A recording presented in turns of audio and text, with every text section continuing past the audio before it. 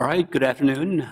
This is the regularly scheduled meeting of the Public Safety, Civil Rights, and Emergency Management Committee. My name is Blong Yang. I'm the chair of this committee. With me today are Council President Johnson, Council members Quincy, Gordon, and Palmisano, and we also have an intern that's here.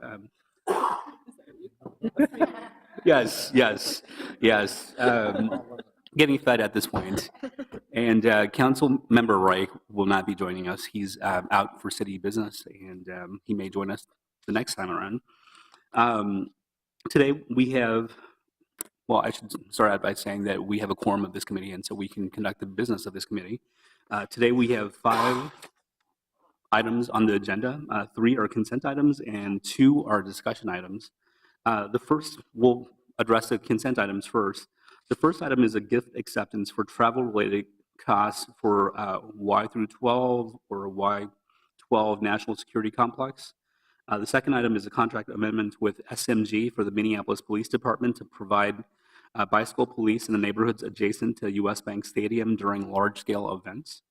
The third item is a contract amendment with Sageti USA LLC for workforce director software support.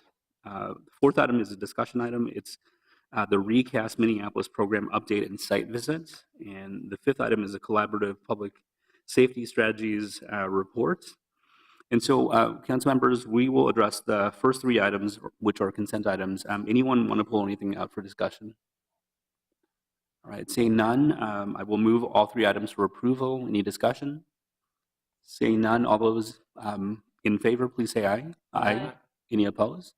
Motion carries. All right, the fourth item is a Recast Minneapolis program update and site visit. And joining us today is Joy Marsh-Stevens. She will give the report, and I see you brought like a bunch of people. So if you want to introduce those bunches of people first, that would be wonderful. But welcome. Yeah, well, thank you very much, Chair Yang. So we're very happy to be able to come and talk about the Recast Minneapolis program and the work we've been doing since we received the grant last fall. We do have a set of folks who are here. Both I'll acknowledge Ebony Adedayo, who is here from the city coordinator's office working as a program manager for Recast, Allison Nessie, who's from Intergovernmental Relations, who works on federal grant opportunities and was the one that introduced the city to the grant. We also have BJ Smith, who's with Mad Dads. He's part of our community advisory team working with Recast. We'll show a little bit more about who's on that team. And then we have a whole section of, Jared Erdman as well, who's from our Minneapolis Health Department working in evaluation and research and has been a valuable asset to the team as well as we think about how we measure success with Recast Minneapolis. We have a whole set of people who are here from our federal grantors, the Department of Health and Human Services, Substance Abuse and Mental Health Services Administration. So Joyce CDN is leading that team as our grant program officer, and then there's a bunch of other folks who I'll leave it to Joyce to introduce when she comes up. And I can see that Nicole Archbold is there from the mayor's office. And so that's been a close contact with us as we were thinking about planning and the planning for and applying for the grant, and really thinking about how to center in the voices of many, including the mayor's office in the work. So I'm going to provide a quick update and then turn the floor over to Joyce to also talk some about the site visit that's happening right now with SAMHSA. So just to refresh the council's, the committee's memory, SAMHSA is a 5-year grant-funded program that is initiated through the Department of Health and Human Services, Substance Abuse and Mental Health Services Administration, which is commonly referred to as SAMHSA. The SAMHSA Fund for the Resilience in Communities After Stress and Trauma is a program that has been designed to support those communities who are experiencing high degrees of stress and trauma, particularly tied to historical trauma, and looking at communities of color. For Minneapolis, looking very closely at communities of color and Native American communities, but really an initiative that helps us foster greater health and resilience inside of these communities. The city is one of 8 jurisdictions nationally that received this funding. Our approach with the grant has centered both on looking external to the community, how do we look at those assets that are in the community right now, and find ways to build the infrastructure to strengthen those assets so the community in Minneapolis, which is a very asset-rich city, has the ability to be more resilient, care for one another, and addressing stress and trauma as it arises, but also looking from a system standpoint at our city staff and how are we looking at opportunities to address the primary and secondary trauma that our constituent-facing staff experience on a regular basis. So providing greater resources to allow for that, and then also providing us with the space and opportunity to really look at the role that government has played and may continue to play unintentionally in creating and perpetuating systems that really contribute to the trauma that communities are experiencing. So the geographical areas of focus for Recast in Minneapolis, it is a citywide initiative. We have 8 neighborhoods in North Minneapolis, 8 neighborhoods in South Minneapolis, including Cedar Riverside, which are the geographical boundaries, if you will, of Recast. And we're looking at this as a geographical initiative. It's not so much centered on any specific community, racial or ethnic. It's not looking at any specific demographic in that regard, but it's really recognizing having applied a race-based lens to the analysis of who shows up and what communities we look at, but also looking at other socioeconomic factors around cost burden households, unemployment rates, things like that. And so in applying that sort of lens, we landed on these 8 neighborhoods in North Minneapolis and 8 neighborhoods in South Minneapolis. And we're looking again at all of the people who call, I know it's a lot. Is it 9? Did you count them? Sorry. So thank you, Chair Yang, for that correction. So as we're looking at, but we're really looking at everyone who lives, works, and plays inside of these communities, because the trauma that these communities are experiencing is impacting everyone. So it's really more of a community-based response to the work. And in addition, as I mentioned, we're also looking at our city staff. So looking at the wide variety of departments in the city of Minneapolis that have those constituent-facing staff, and recognizing that trauma is showing up in different ways inside of our city enterprise. And there are some departments who have greater resources to address this, for instance, our police department and our fire department, but there are other departments who really don't have this on their radar. And so as we're having conversations in the city, certainly following the Jamar Clark incident, for instance, lots of community members and city staff members expressing a real need to strengthen their ability to really address the trauma that they're facing so that they're able to provide more trauma-informed care and service to the people who live, work, and play in Minneapolis. Right now in the trajectory of the work, we've just recently completed the strategic plan. This was one of our deliverables for SAMHSA. We completed the strategic plan in partnership with many community stakeholders representing a wide variety of groups, from different jurisdictional partners from a government standpoint, from the faith communities, from our schools, from nonprofit groups, philanthropy. So lots of different individuals came together with us along with city staff to develop that strategic plan. And so we're at the point now where we're beginning to the implementation process and really figuring out what's the work that we move forward and in what ways, and where do we need to do some continued community engagement. So some of the needs that came out of our initial needs assessment with work, so both externally and internally, centering and much of the work externally was this idea that community, again, has a significant amount of assets inside of the community, and the needs are less about providing direct service to people in community, but really finding ways to amplify and create a greater sort of synergy and alignment around the many assets that exist inside of our community right now. So how are we doing more coordination around what's available today? How are we making sure that we're looking at this as a system sort of approach? So really addressing structural racism and disinvestment over time, as opposed to really centering the conversation on resiliency at an individual level. So not positioning the person in a community as the source of the problem and fixing people, but really looking more at fixing systems and addressing, again, structural racism. And internally, as I mentioned, really recognizing sort of that imbalance and where we have resources for our city staff to address primary and secondary trauma, and really working to find ways to expand that opportunity for the staff that we have inside the city, and also deepen our own understanding of how we're showing up in different communities of color and Native American communities, as well as building upon the existing work and efforts of the city around racial equity and cultural competency in our relationships. So as I mentioned, we have a broad set of partners that have been joining with us. These are the organizations who have agreed to sign on to a memorandum of understanding, which was one of our conditions of funding. The MOU is not a legally binding document. It does not mean that these organizations that have signed on have some cut, if you will, in the grant funds, but it does mean that they have agreed to and have been very generous in offering up their time and their support to helping us draft that strategic plan, and really helping us think through how we implement how we implement the activities inside of it. So out of that strategic planning process, there were 3 primary goals that we're currently working towards. I want to also mention, both with the MOU organizations as well as with the strategic plan, is that these are fluid documents with Recast. We will continue to learn and grow as we implement this work. We will identify new partners or additional organizations that have come forward expressing an interest, and there may be some organizations on this list who, for whatever reason, decide they're going to step away over time. The MOU allows for that, for those sorts of decisions to happen, as well as for the city to decide that maybe the relationship that we've formed with a specific group is no longer in our best interest. So we expect that this list of key partner organizations will continue to evolve, as well as the goals that we're working on.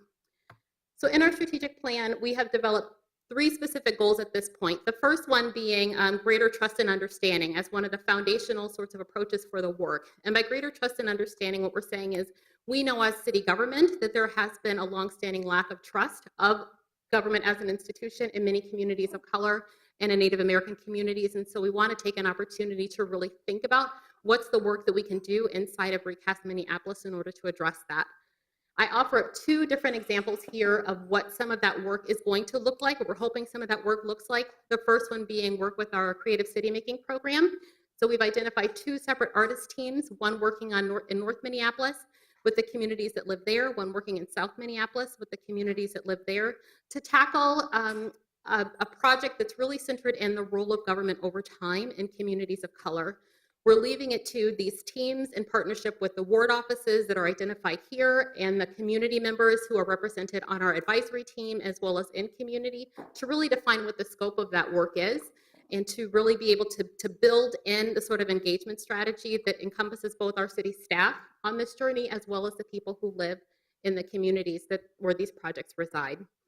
We're also being very intentional with our creative city making projects to make sure that we're amplifying the voice of youth, particularly the high-risk youth and disengaged youth who this initiative is really designed to support. And then secondarily, in partnership with our city's Welcoming Cities work around our Sanctuary City Task Force, really thinking about what are the ways in which we can address training for our city staff related to the stress and trauma that our immigrant and refugee communities are facing right now. So we're in the process of working, I'm in the process of working with that team to identify some potential training resources that can come in and help our first point of contact staff have a better understanding of how government is showing up in these communities at this time while federal legislation and activities are happening. Secondarily, looking at community capacity and health. This funding and this program with Recast is out of SAMHSA, so we definitely want to make sure that we're thinking about the health of our community, both those who, again, live, work, and play in Minneapolis, as well as our staff. So 2 key things we're doing there is, 1, taking an asset-rich approach to the work that we're doing. So we know that there are a lot of traditional healers, for example, that live inside of our city, many of whom are giving of their time and their energy without adequate compensation and without really being part of a formal network where individuals who are working with, again, if it's high-risk youth, if it's their families, or if it's responding to trauma, really know when to activate a specific person or a specific institution. We want to do some work, and we're doing some work with the health department to begin mapping out where some of these resources are and these individuals are so that we can do more formalizing of this sort of a network. And then secondarily, we've had conversations with many of our staff departments thinking about regulatory services or police department and 911, for example, around psychological first aid. How do we increase our own capacity internally to the city to recognize those signs of trauma, but also be able to support one another when those traumatic events happen? And then lastly, shared decision making. One of the key tenets of Recast is really in positioning community to make decisions around the work, around shaping the work, around how we implement the work. And one of the desires that was expressed very early on from community is around participatory budgeting. There are many people in community who recognize that an inability or a sense that they don't have the ability to really shape and influence the decisions that impact their lives at a local government level is one traumatic experience for them. And so how do we take opportunities inside of Recast to really help educate our community members on how, for instance, budgeting works and giving them space and resources inside of the grant to really think about and make decisions on that sort of funding. So I offered those up as three sorts of of the three goals and some sorts of examples of what activities look like, with the understanding that this is not a comprehensive list of all the activities that are happening inside of the grant, but that is definitely information that we can provide separately to the committee if they're interested in seeing that. So at this point, I would really like to turn it over to Joyce, who is here from SAMHSA, to talk some about SAMHSA's perspectives on our work thus far, and as well as with our site visit. But I will acknowledge that there's maybe a question. We do. We have a question. Council President Johnson? Yes. Thank you, Mr. Chair. Ms. Stevens, you know, one of the things that I find somewhat frustrating about work that we do around neighborhoods that are experiencing stress and trauma is that there are, and of course I'm thinking about the neighborhood that I represent in North Minneapolis. There are people who aren't necessarily people of color, but they're long, you know, lived neighbors in communities that are as much affected by some of the violence that's going on in the community. And so how do we get to those people? I said the same thing with the, trying to think, we got an initiative at the police department that I can't remember the name of.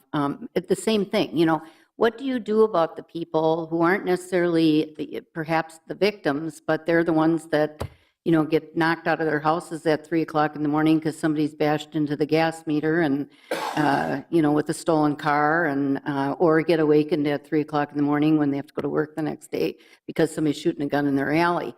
Those people are affected as much as anyone in the neighborhood. And so I just am curious what the thought is about the broader population that lives in the neighborhoods that are affected by violence. And I particularly think, I mean, this grant, we were a recipient of the grant because we had this incident. Part of it is because we had this incident in the 4th precinct, but that didn't just affect people of color, it affected everybody that lived in the community. So what's the thought about the rest of the community?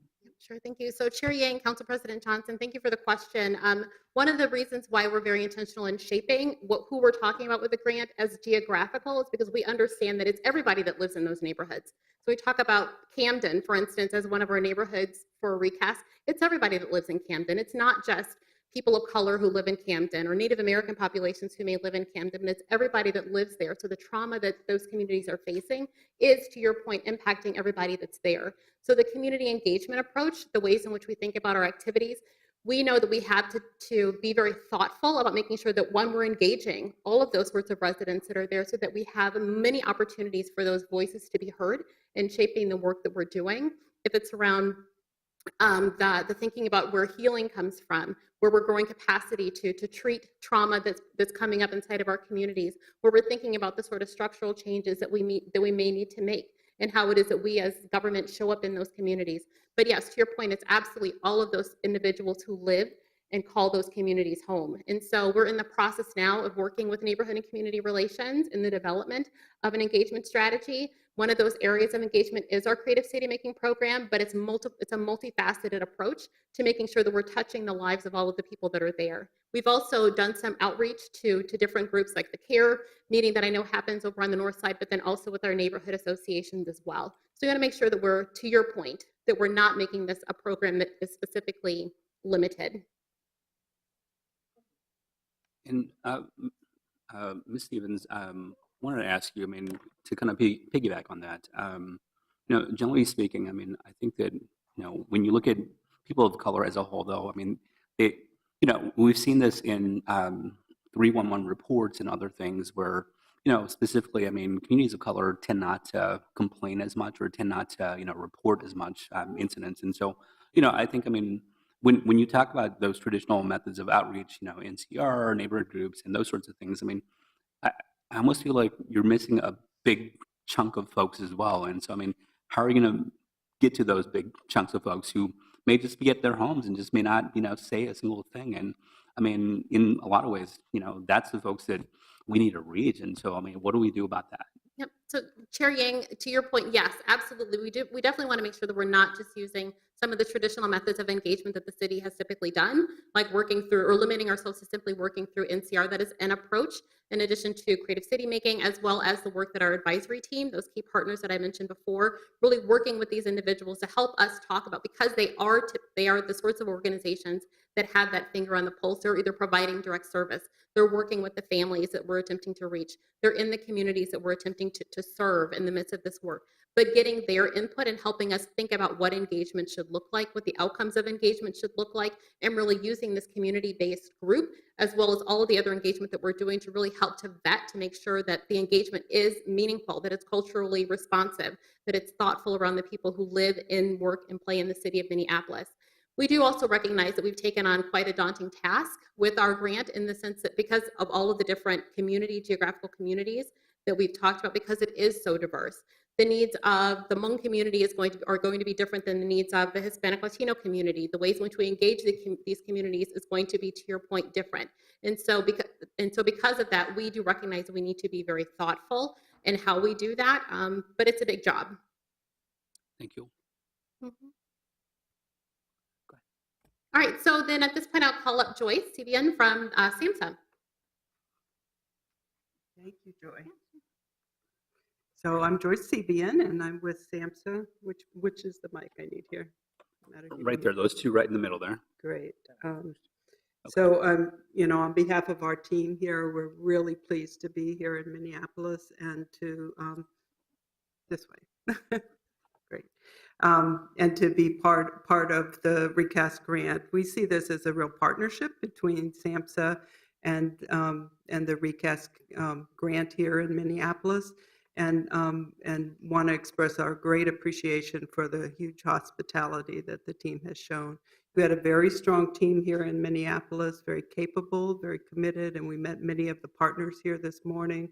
So that was delightful and really productive conversations that took place this morning, and we're looking forward to the next couple of days. I do want to introduce our team that's here. So we've got members of our technical assistance team, Leora and Christina, and we have a couple of folks, including myself from SAMHSA, Ernest Stevens, who's with our Division of Grants Management, and Patrick High, who's with our Center for Behavioral Health Statistics and Quality, which Patrick in the back row there. So we're here to be supportive to you, to gain a deeper understanding and understanding the context of the work here on the Recast grant, to really be a support to you, engage in these discussions like we had this morning, and to provide technical assistance and support. I always like to say, as a federal project officer, when the federal staff often comes in on a grant, sometimes the perception is that something's wrong. But in this case, we're doing these technical assistance visits just as a way to build relationship, as to learn what you're doing in Minneapolis, and to create and establish in this very first year of the grant opportunities to really get off to a good start and to really build on the strengths that you have already put into place. So I just wanted to share a little bit about, we are working from SAMHSA with a resiliency framework. I won't go into all of this, but, basically you'll see that there's some principles in terms of informing the work, principles and values, that we are focused on capacity and infrastructure development. I think Joy touched on it a little bit. A lot of times federal dollars come into a community and everybody thinks, let's, put out some services. This is a little different because we really do want to build that capacity. We're very interested in community engagement, meaningful, authentic, and creating that voice for communities. They know what's best for them, and they know what their needs are. We see it as an ongoing iterative process that we're going to be working and partnering together over time. And so it's going to change how it looks as that community capacity grows and the infrastructures are put into place that are really going to, serve you well in the long term.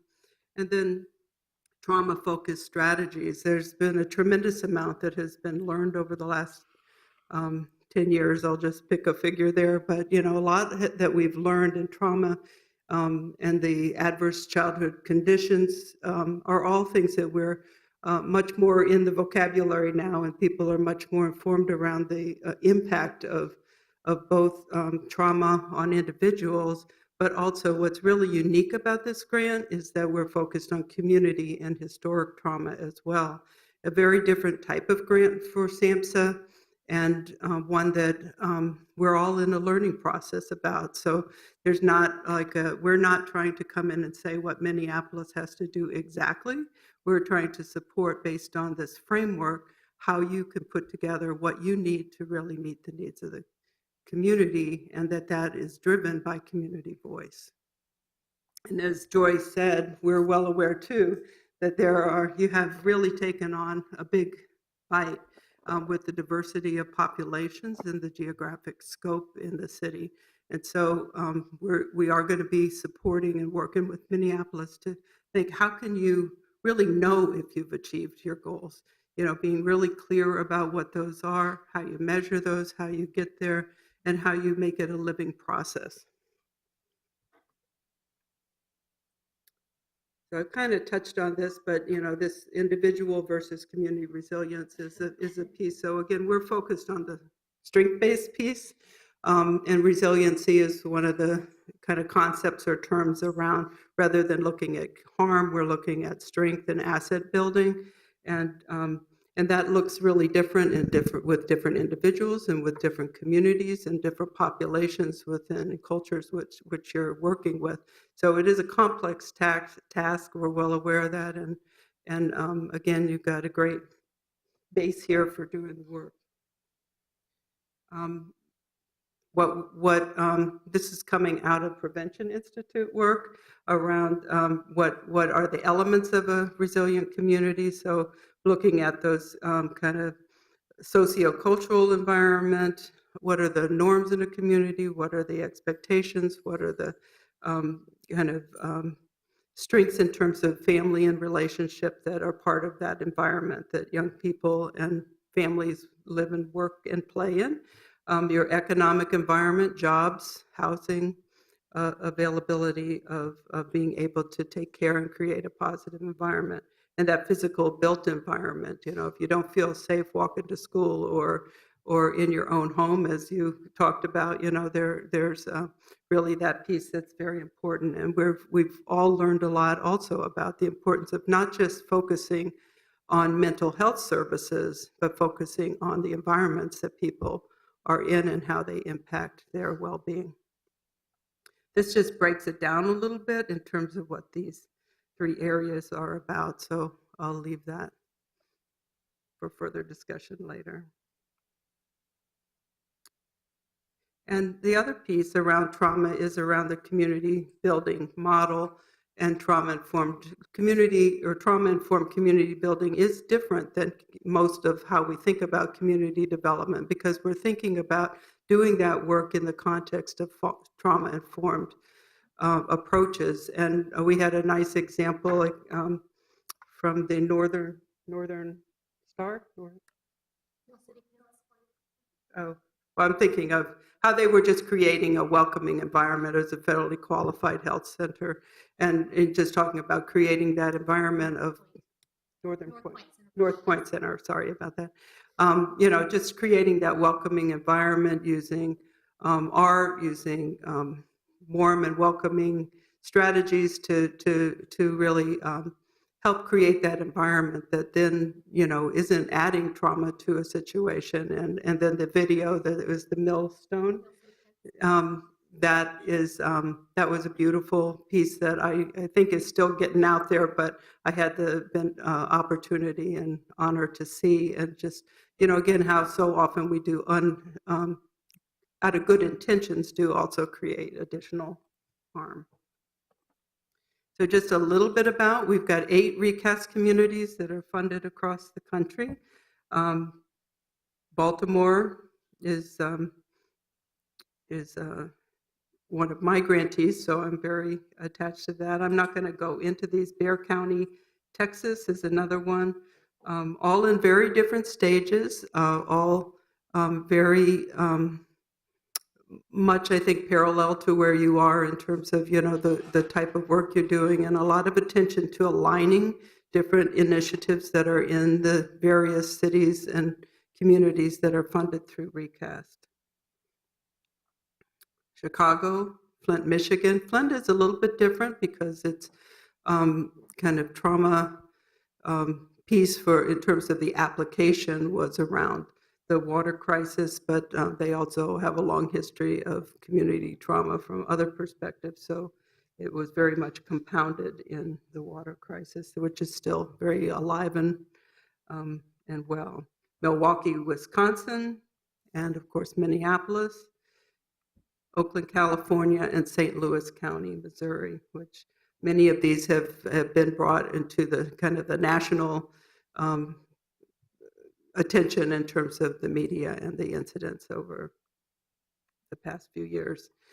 So next steps, we're in a learning process too in terms of just really understanding what this kind of community-driven and community-engaged process is going to look like and unfold in the various cities, and how you fold that together with trauma-informed strategies. Most of our communities have just or are finalizing their strategic plans. Minneapolis has completed their strategic plan, but as you know, just like any living document, as soon as you get it done, you're also working on the next phase of things and continuous quality improvement. So we'll be working with the team in partnership on the site visit, looking at opportunities for capacity building. I know the team here is looking at what's already going on and where the strengths are and assets are in communities. So we want to support you in building upon that. And then a good start on the memorandum of understanding and how that's being put into place and broadened as you go forward. So just some food for thought in terms of questions to help you move forward, and how we can partner together to bring some of the resources that we've gathered as part of the Recast grant to support your work, also learning from your peer communities and others. I know Minneapolis has a lot of initiatives going on, Forum for Youth Violence Prevention, the 100 Resilient Cities, and other activities that, real strong initiatives, Promise Zone, et cetera, that you want to really try to align and implement in a way that makes sense for those communities within the city, larger city. So that wraps me up, but I'm happy to answer any questions you might have and appreciate this great opportunity to talk with you. Thank you. Any questions? Councilmember Palmisano?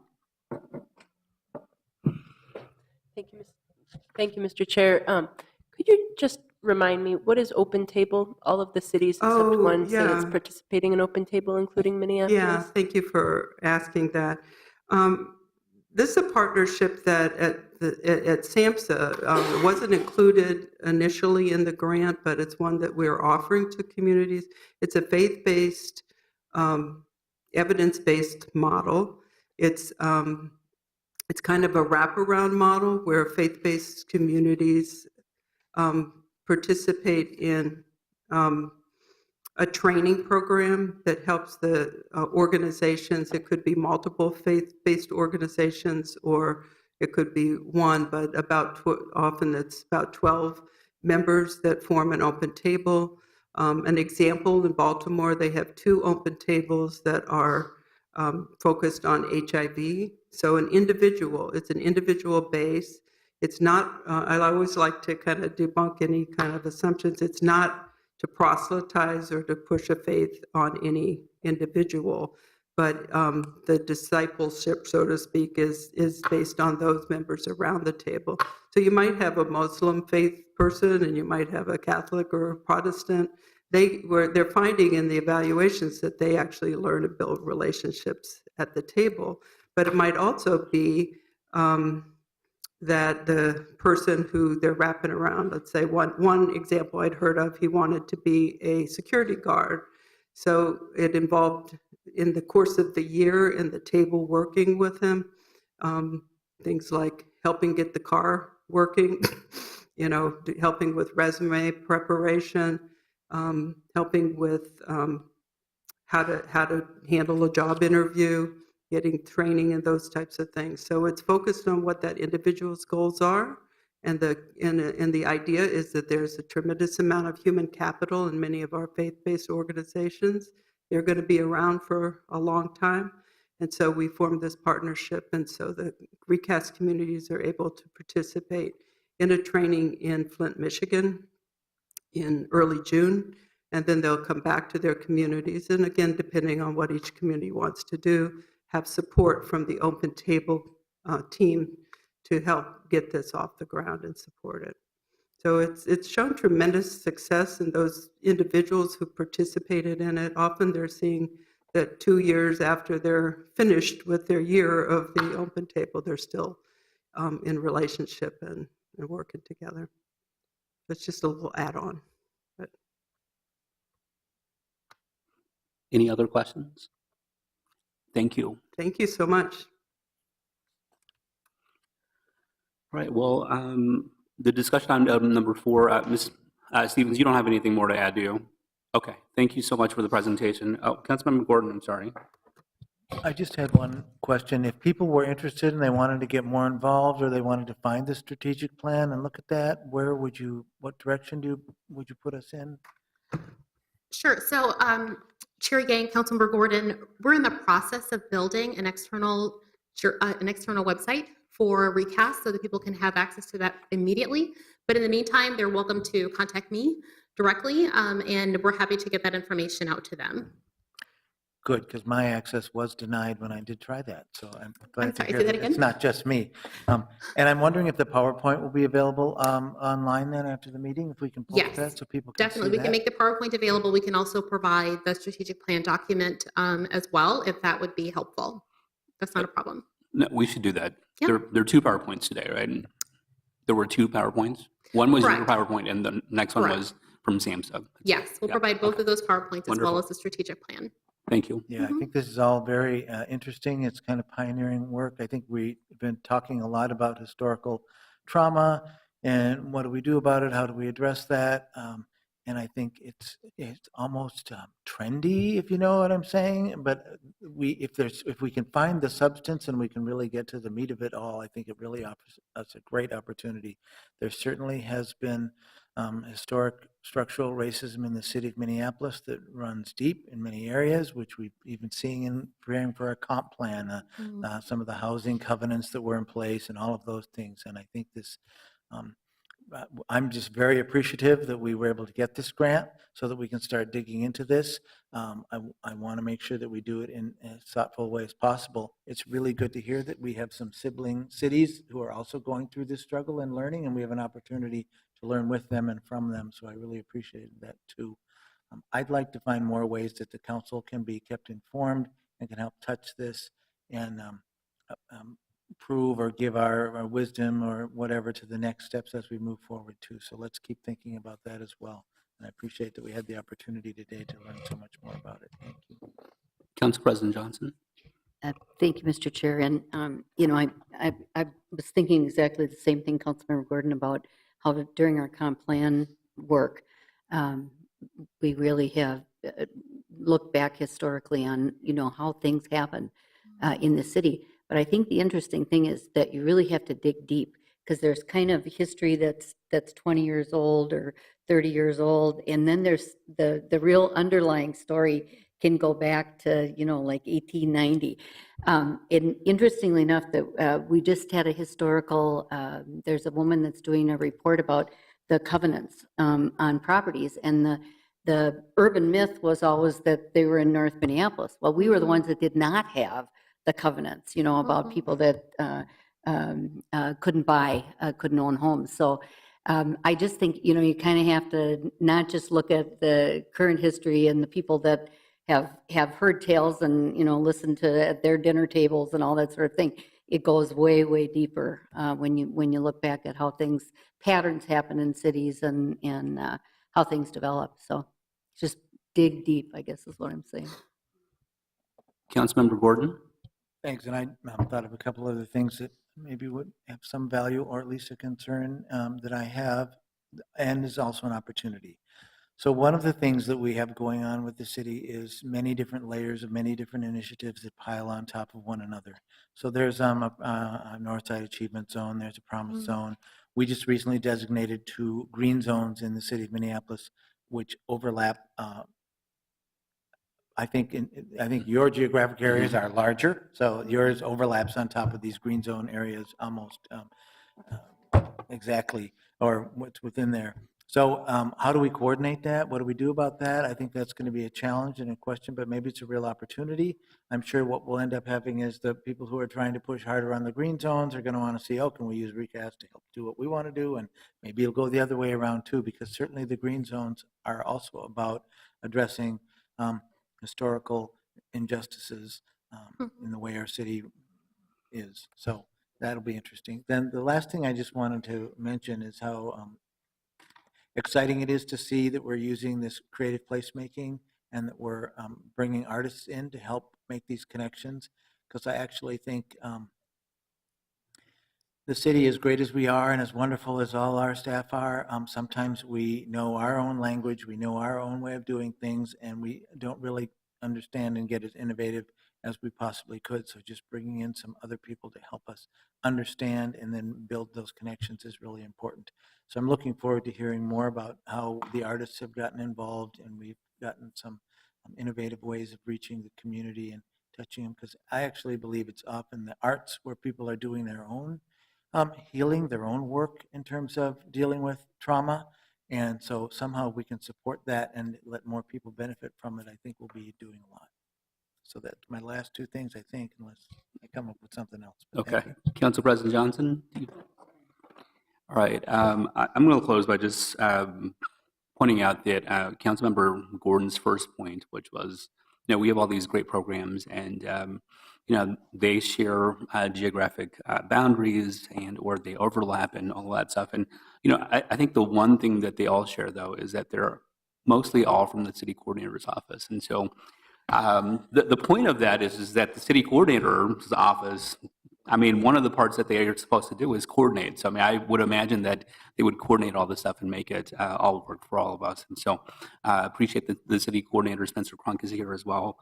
But yeah, it would be great just to see that sort of coordination, because certainly, there is a lot of overlap in terms of geography, but there's also overlap in terms of goals and functions. And so I think that makes a lot of sense. And, my last point is really just this idea of, we're doing things differently with Recast, or at least it's a new day with regards to Recast. But I would challenge that by just saying, there are countless nonprofits up on the north side. And so in some ways, the question is who benefits, who gets to be the chosen ones, and who gets the money. Because, when people heard about the Recast grant, all they heard was the $5 million. I don't think people heard much more than that. And, so, the issue is now, who gets the benefits? What is the goal? And ultimately, if the folks that benefit, hopefully they will benefit all of the communities, whether it's the north side or south side, and not just themselves or not just a small,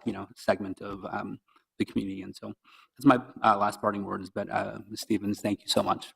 Okay. And thank you to the good folks from the feds as well. Okay. Thank you. And with that, I will move to receive this update. Any discussion? All those in favor, please say aye. Aye. Any opposed? All right. The motion carries. Thank you so much.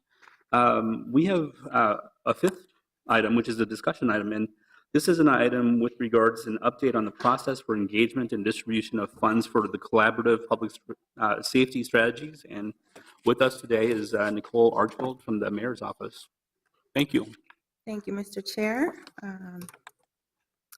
Good afternoon. I'm Nicole Archbold. I'm the policy aide for public safety to Mayor Hodges. Here to talk about the collaborative public safety strategy work that's happening both in North Minneapolis and the Little Earth, East Phillips neighborhood. The last update to council was Committee of the Whole by Mayor Hodges, and that was April 12th.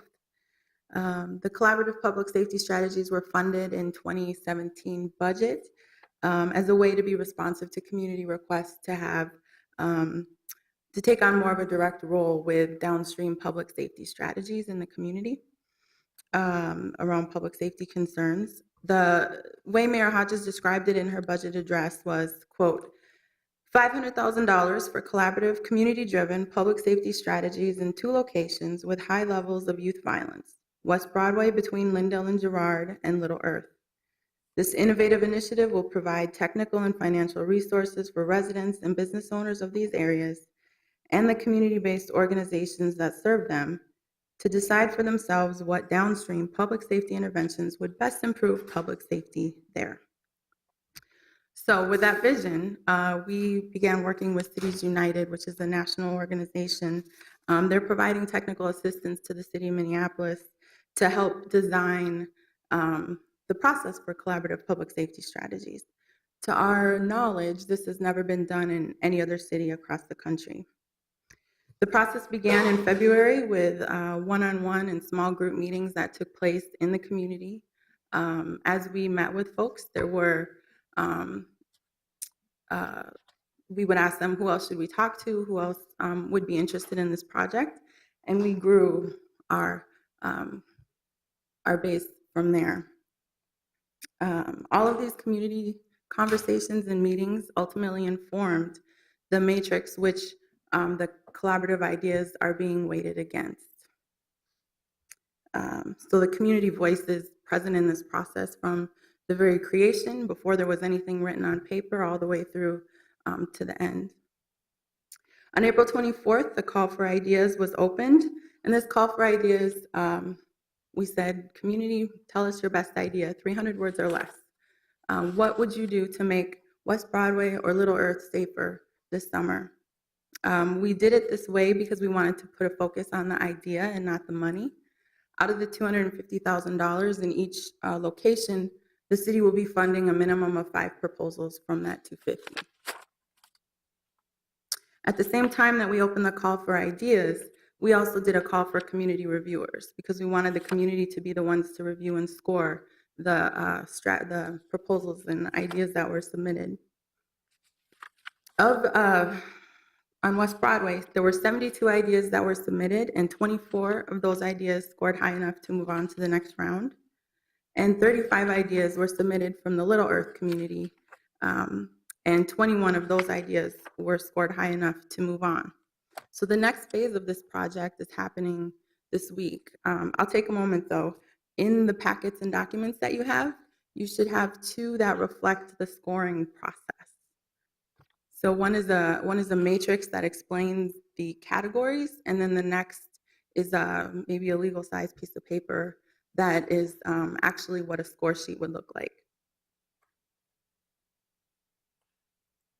So continuing on, this week we're doing the next phase of the collaborative strategies process, which Cities United will be back tomorrow through Saturday to host proposal development workshops.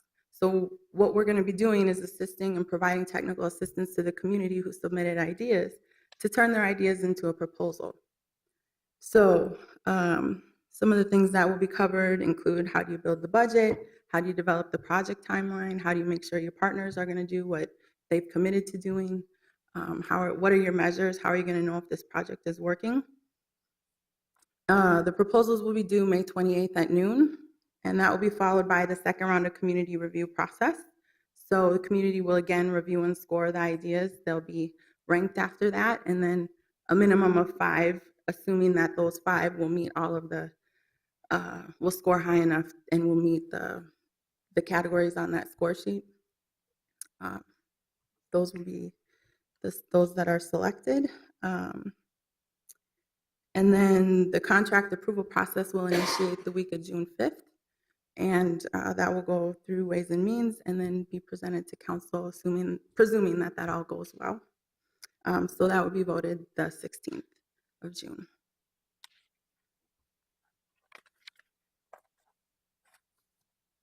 So that is an overview of the process. I'm happy to answer questions. Ms. Hartwell, you'd mentioned that these grants would be going through Ways and Means, and I'm just wondering why it's not coming through public safety. My understanding, working through finance, is that the contracts that these would be attached to are a Ways and Means process. Well, yeah, but I mean, it still originates in public safety, and I'd like to see it come through public safety first before it goes to Ways and Means. Most of the times, it comes through public safety, and if it has a financial matter attached to it, I mean, it will go through Ways and Means as well. But Okay. I would expect that it comes through public safety first. Okay. And when was the date that you were anticipating this would come through? That it would come through? Yeah. The second community review process concludes on June 2nd. Okay. So then I'm anticipating that this would come through on the 7th of June for public safety then? Okay. Okay.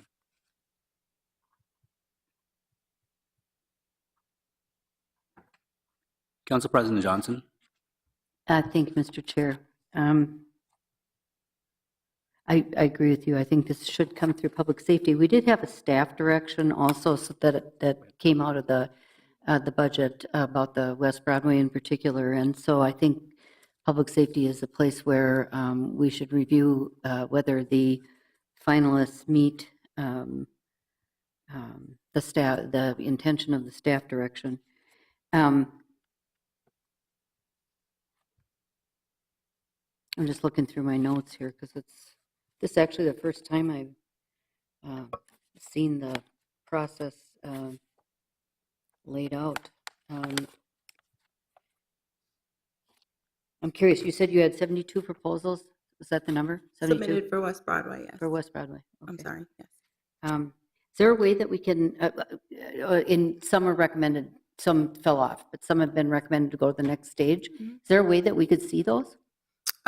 I would certainly think so. I don't know what the typical RFP process is, at what point it opens up, but I'm happy to share that information. Okay, I think that would be helpful.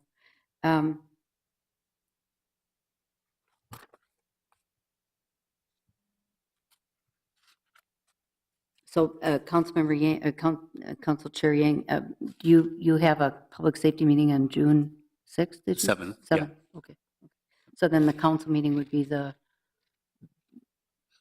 13th or something like that, right? The So- 16th. 16th, okay. All right. I mean, realistically, are we going to get this out the door by end of June, I hope? That's what we've been, Okay. our goal every day when we're Yeah, working on this okay, is June okay, 16th. Okay. Yep. Well, this is helpful. As I say, this is the first I've seen of the information. So I think it would be helpful if we could see the ones that have moved on. Also, just out of curiosity, who, how many people have been involved and, what's kind of the demographic of the community team that's been reviewing? I'd be interested in that. Did you have several panels or did you, when you had 72 applicants, how many panels did you have to have? We, for North Minneapolis, we did 2.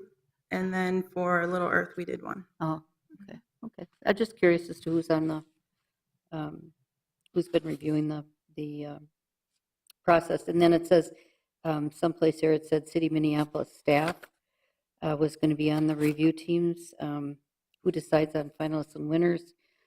Community reviewers, content area experts, and City of Minneapolis staff. Curious as to who in our staff was on the review teams, and then also the content area experts. I'm interested to see who they were also. Yes, so the content area experts and city staff came from our very knowledgeable team in the health department around violence prevention, around proposal format and content. Great. Mhm. And the content area experts? Same. From, The same folks. oh. Yeah. Oh, okay. And So- then, well, with the Native community, we had folks from the Native community Okay. serving organizations that were also Okay. present for the review panel. Okay, thank you. So, Ms. Archbold, I mean, why has this been such a secretive process? I mean, this was done during the budget, and it was supposed to be referred to the Public Safety Committee, and it didn't ever come through here until we directed it to come through here. And so I'm just wondering, just the questions that Council President Johnson asked, I mean, just the panels and all that stuff. I mean, why was it such a secretive process? Mr. Chair, I would say that it's not it's not a secretive process. We have provided a number of updates to both the impacted wards, and happy to provide a summary of any communication that has gone out from our office to the council.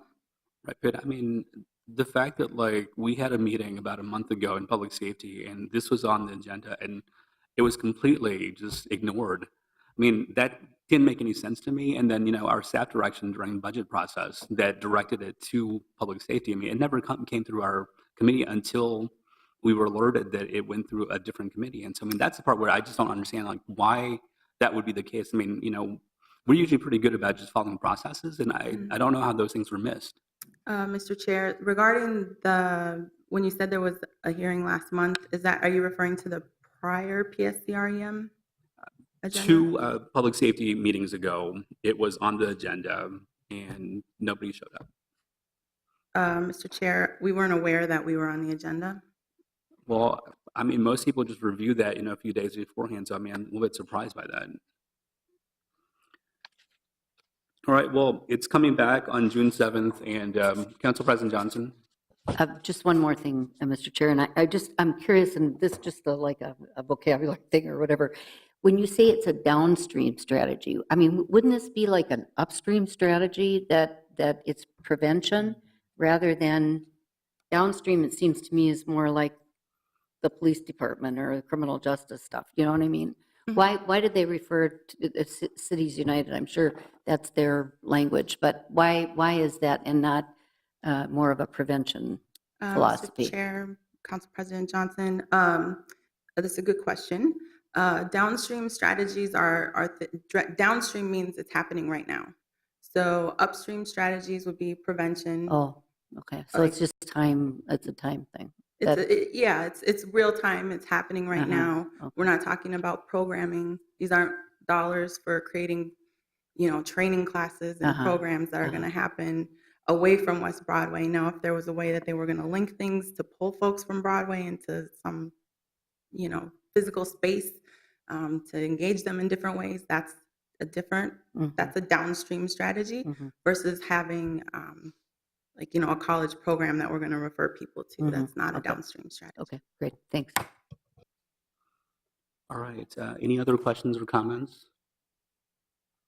Seeing none, I will move to receive and file this update, and with the understanding that this will come before this committee on June 7th for us to review the grants proposals that ultimately we will have the opportunity to approve. Any discussion on that? I'd see none. All those in favor, please say aye. Aye. Any opposed? Okay, the motion carries. And with that, we are done with our business, and so we will adjourn this meeting. Thank you.